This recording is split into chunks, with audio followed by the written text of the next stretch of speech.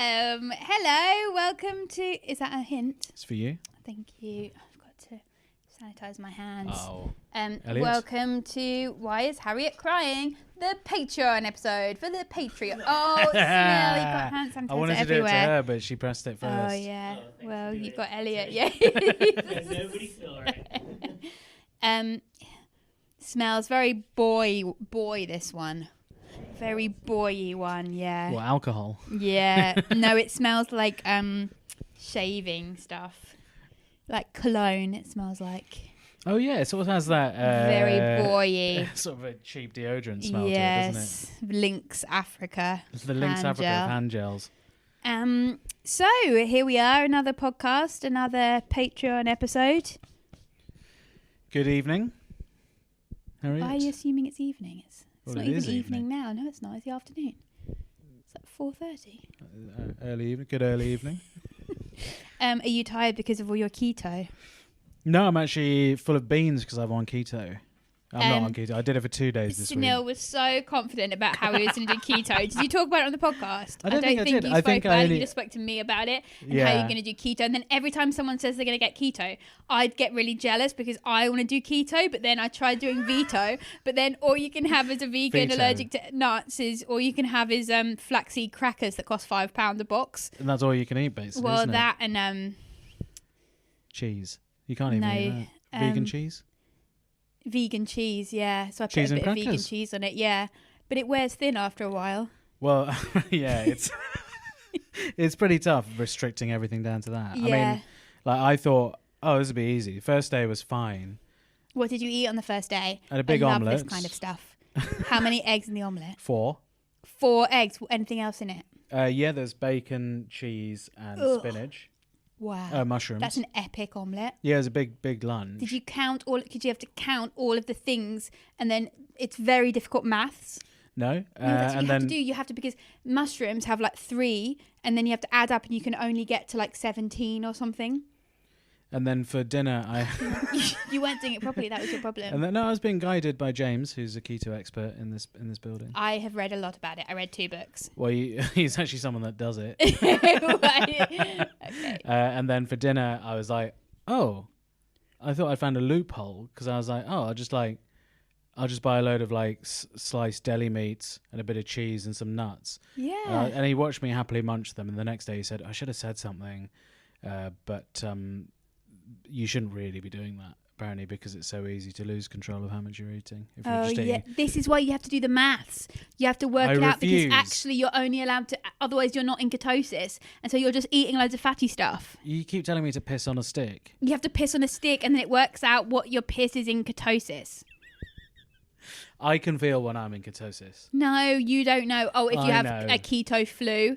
Yeah. Did you get keto flu? So the weird thing about it is that, like, I felt great that day, but the next day, like, really, like, out of it, just didn't know where I was, turning lights on and off, like, leaving stuff upstairs, and it was really, really groggy. Just because you ate loads of ham. Yeah, I was mad what happens when you eat a load of ham for a night, isn't it? And then, so I did it for like... You were in the place where you live and you didn't know where you were. No, as in I knew where I was, but I just felt quite groggy and not awake in the morning. And then I was filming that day, so I was like, I took a box of boiled eggs with me, and I got there, and they're like, no one wants that. No, I got there, and they're like, we're doing a coffee order. What do you want? I went, just a mocha, please, and I just got a mocha and a croissant. Oh no! So you lasted one day. And then the next day I got back on it, again fine. Day after that, bit groggy in the morning.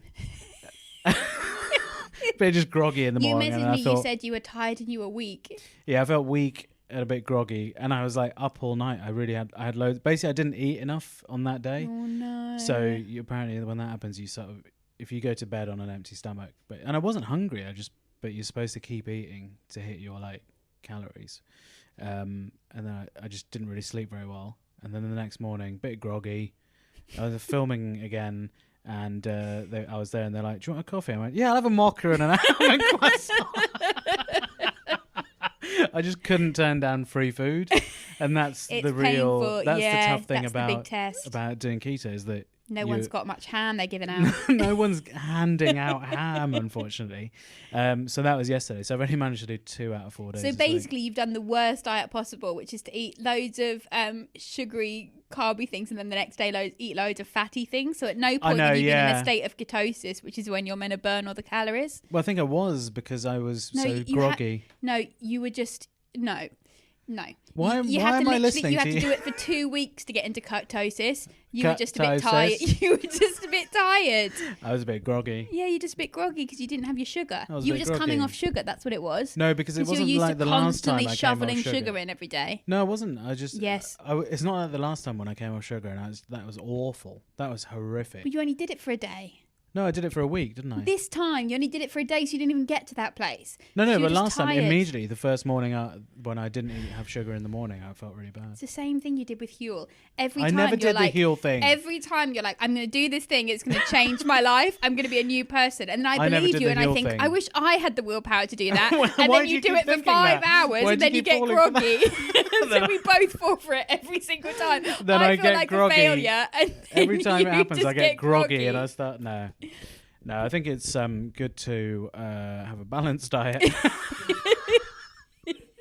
Yeah, you're promoting Swinging diet wildly. culture here. Oh no, yeah, it's terrible. I'm not promoting. You wanted to talk about it? Well, it's a real failure, so I don't think anyone's going to be copying you. No, I think the best thing to do is probably start off the day with anything you want. Croissant and a mocha. Croissant and a mocha, and in the evening, don't really have a big carby meal, maybe.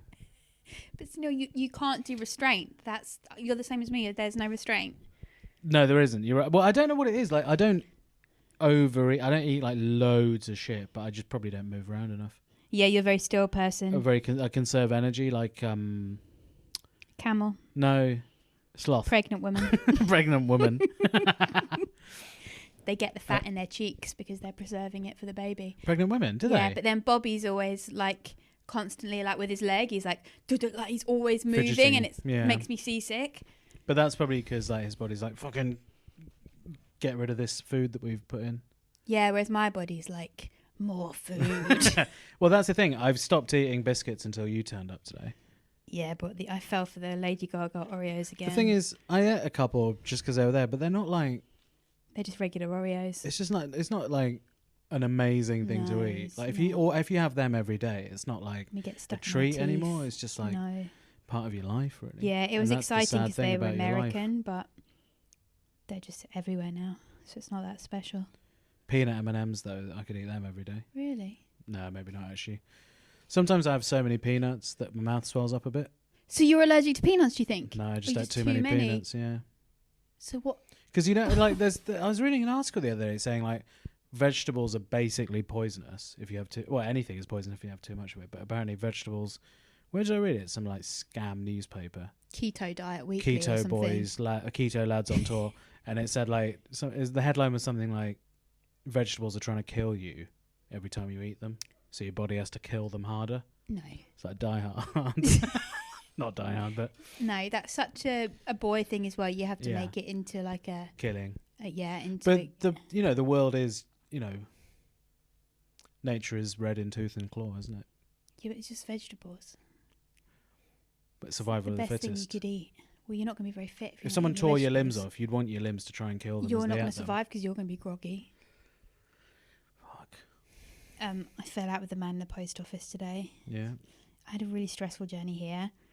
So I got a present for a friend of ours. So a friend of ours is filming a TV show. Yeah. And so it's her show. And so I was excited. So then months ago when we moved into our place and we were buying stuff for it, I found a cushion, and the name of the cushion was the name of her character in the show. Okay. So I was like, I've got to get this. So then I got the cushion, and then first of all, it survived.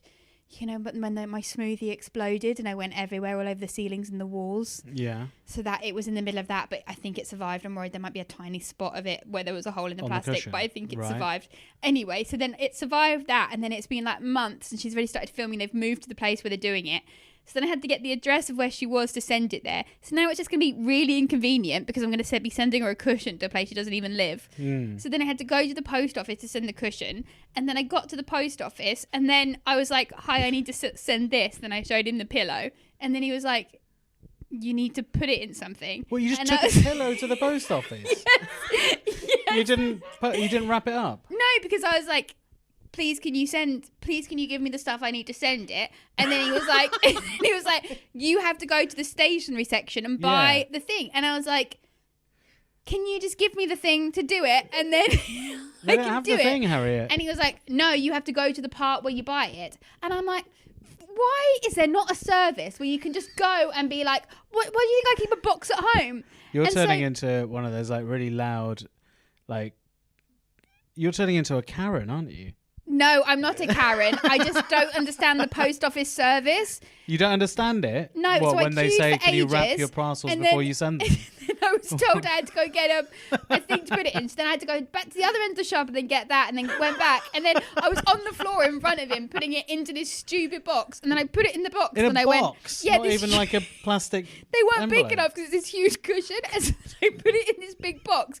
And then I said, okay, can I send it please like this? And I gave him the box. And he said, you can't send it like that. Well, you got to sellotape it up. Then he said, yeah, you you gotta need buy this- sellotape. So I What said, did you- what were you please, can I thinking? have some sellotape? And he said, you have to go and buy sellotape from the other end of the shop. Oh my So God, then I I'm had to so go- on this person's side. I had can't to go believe this. Back to the other bit of the stationery shop and then buy. And I was really cross at this point because I was like, well, surely they should just have all this stuff. Like, They I did don't know how have to it send there. a cushion. They had it And so there. then I You had to to go buy it. buy the sellotape from the other man, and then I was like looking at him, and I think he was on my side. And No then one was on and your then side I in had to this, go no one. back again, and then it was a very long, stressful thing. And then he was like. And then I was trying to sellotape it up, but I had a mask on, and so there was no way to cut it unless I bought scissors. But I was not going to go back to the stationery section and buy course, you're scissors, absolutely so I had to keep on sneakily putting my mask down and bite the sellotape and then pull it back up again. And then he was like, "Do you want to send it signed for?" And then I was like, "This is going to be such a headache. They're going to receive." How big was the this- box? It was really big, and then they were going to get this cushion.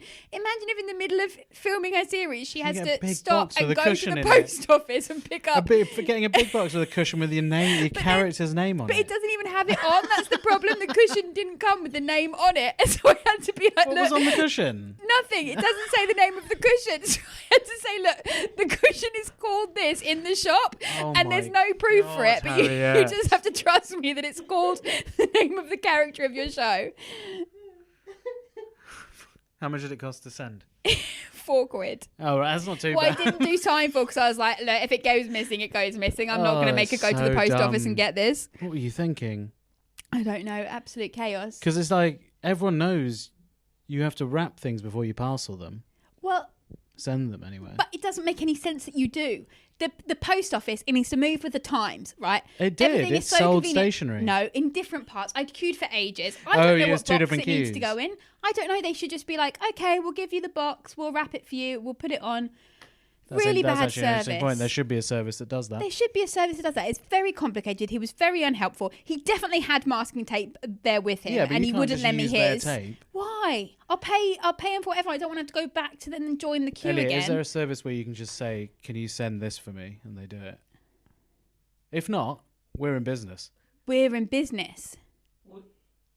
What, like you have to go there and do it? Like you have to go and give them something? Well, I just don't understand. If it's a big cushion, how am I meant to know how to send it? I think Why you- does everyone think Because you're I an know how to adult. send it? You're an adult. But what would I put it in? Google it. Is it like a security thing? Like when you get to the airport and say, "Have you packed this yourself?" Because if it gets to your friend's house, and Oh, they're not allowed to pack it. You could be a post office person and putting something in a box. Yeah. Whereas, like, if you know you haven't done it, No, there's couriers. Couriers will pick stuff up and take it for you. I need a courier, but then I don't have the thing at home. I don't have the thing. Anyway, Bobby a week ago was like, look, just tell them you got it and just put it in the bin. Just say you tried. And the thought was there and then put it in the bin. And I was like, Or I put the can't. cushion in the bin and get rid of it. Yeah, he was so fed up with his cushion. It's just sat in the corner for ages. Anyway, I've sent it. I don't know if it's going to get there. Can we And, mention who it's for? We don't have to. Yeah, we should because her show is very good. Yeah, it's going to be it's great. for Sophie, isn't it? Yeah, Sophie Willen's new show. Alma's not normal. So, So the cushion was called Alma. So I was like, oh my god, the I've got to model get of the this cushion was called Alma. It doesn't have Alma written anywhere. But it on doesn't it. have any. It doesn't even on the label. It doesn't say cushion Alma. There's no proof. Is it from IKEA? No, it's from La Redoute. So there's no Pretty proof good. that it's called, so it doesn't make any sense. I've just sent her a You cushion. sent her a blank cushion. Yeah. Well, It's quite colourful. Her It's good that character's she has quite to colourful. expend the mental brain power to figure out what is happening when she gets that box today. Not for days. It was this morning when I sent it. I mean, I don't know what's going to happen with it. He didn't seem to understand where I was sending it to either. I said Bolton and he didn't get it. You didn't write the address anywhere? I did write the address, but I think it might have been covered in the masking tape when I was doing that. Anyway, I found a way of signing Bobby's name where I don't have to even ask him, because I was like, oh, he wants to throw it in the bin. I'm not going to bother asking him, and he's at golf. So I just get a pen and I hold it, like a child holds a pen, like this in your fist, and then I just press down really hard and I write Bobby, and it is literally indistinguishable from Bobby's signature. So I don't even need him to sign on cards anymore. So yeah, that was my time in the post office today. So we all know how to forge Bobby's signature. You just imagine you're a child and just grip real tight and press real hard. Yeah, with your thumb. It's not even like you hold a pen. Yeah. Okay, well, I'm glad that happened to you. No, you shouldn't be glad. It was very stressful. Very funny. But now you know that whenever you send anything in the post, you have to wrap it properly. Can't believe how am I meant to do that? You I know don't now have the through tools. experience. I have wrapping paper, but they won't accept wrapping paper. You have to put it in a parcel thing. I know what you mean. It can be like, how do I get rid of this? But How you do I basically do this? you buy a box. From where? The post office, where you just bought one from. I was in the queue for the post office, and I got to the front of the post office, and I'd assume that the man would say, yes, of course, here's the box. Let me put it in the box for you. I know what this is about. What? You're not confident with measurements, are you? No, I'm not confident Exactly, with measurements. there you go. I had to get it on the floor, and then I had to put it in, and then I had to try and squash it and learn how to make a box. And all the instructions were there, and I was like, I do not have time to read the instructions. With instructions, measurements, spatial awareness. You probably, people had to, mind their way around you, didn't they? Because you probably used up a lot of space on the floor. Probably a small branch. Yeah.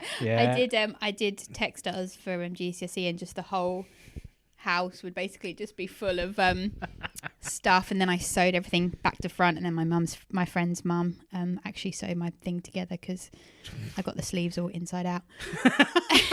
So she had to sew the sleeves. I like the decoration, but I couldn't do you think you could get better at it if you... Actually, no, you probably... if I did it every day, I could get better at it. No, but I don't think you would, because you don't want to be better at it. Well, if it was my job and I took pride in it, I would. But it's not, and you don't. No. So you would. No. Okay, yeah. No, I tried to... I've had to send stuff, and it's been a real, I know when I've been, when I had to sell my old laptop, and I was like, how do you do that? And they don't help you. No one helps you. They're just send it back to us. And then, so what I had to do was wait until one day I got an Amazon delivery of a box, which is roughly the same size. Oh, so you used a box you already owned. And then I used the same... That's a good idea. What do you call it? The plastic full of air. Not bubble wrap, but the bigger ones. Big bubble wrap. Big bubble wrap. And I did it in that. Otherwise, I wouldn't have... That's what I should have done, used a box I already had. I just thought they'd help me. I just thought there'd be a smooth system where they go, this is the box you need, this is the bag you need, just do this, use a bit of our masking tape, no problem. I think there's a lot of situations now where you can't just wander in with a bit of a smile and be like, help me. This is why the Royal Mail is struggling, because they're not helping their customers. It's a very archaic process. We're used to being helped. Everything is so convenient. Deliveroo at your fingertips. Post office, it's like the past. I think it went really well for you, because if I did the same, if I tried to pull that move in there, they'd just be like, they'd be very upset. They didn't help me at all. I had to keep going back and forth. No, but they did help you by telling you what you needed to buy. We just said, get a box. And I had to go I had to find the box. I had to put it in all the boxes. Yeah. Whereas they'd call me an idiot and say, what is wrong with you? He didn't speak very much at all, actually. Furious, wasn't and he was very... Imagine working in there. It's horrible. They're very rude. Yeah, but imagine being in their shoes, dealing with people like you. Well, if their system is wrong. They need to update their system. It's so always the easy. system is wrong, isn't it? Yes. Never your fault. Well, what did I do wrong? Well, you didn't pack a cushion. I thought they'd pack it for me. It's stupid. It's really stupid. We're just going around in circles. Yes, Elliot, anyway. please, can you tell her she's wrong? Pathetic. cut there. Anyway, what's that in the corner? My back brace. Yeah, why do you have a back brace? I bought it. It was recommended to me by a friend, Jordan Brooks, a friend of the podcast, Jordan Brooks. and it goes on like a backpack, and there's a sellotape thing around the middle. Elliot's. You're not allowed to touch it, Elliot, because of COVID regulations. Actually, No, you can. It's no, been you can't. I won't touch he it just if you've hand touched it. sanitized it. It's fine. You're fine. Put it on me. Yeah, put it on. So is it? It's called a back bra, isn't it? Oh, sorry. Yeah, sorry. I thought I was being helpful by holding the mic. Bra. Yeah, it is because Sean used to have one. Sean McLaughlin, you're outing Sean as the owner of a back bra. You just outed him. Could have been any Sean.